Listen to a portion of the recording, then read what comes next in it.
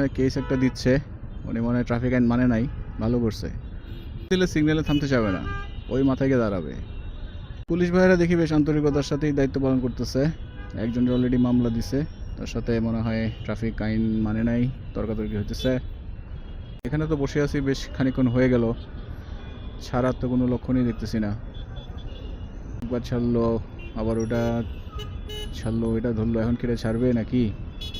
যাই হোক, কিছু করার নাই। রুলস আর রুলস মানতে হবে। রুলস না, ওখানে আবার একটা অটোওয়ালারে ধরছে। এখন অনেকক্ষণ ধরে আমরা বসে বসে কাহিনী দেখতেছি, একবার বাইকওয়ালারে ধরছে, এখন অটোওয়ালারে ধরছে। প্যাসেঞ্জারগুলোও সেরকম, সেই লেভেলের প্যাসেঞ্জার।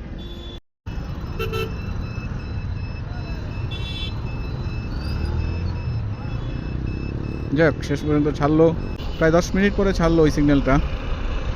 নর্মালি এখানে আসলে এতক্ষণ রাখে না, আজকে হয়তোবা অন্য সাইডে জ্যাম আছে বা ট্রাফিকে কোনো একটা কিছু আছে।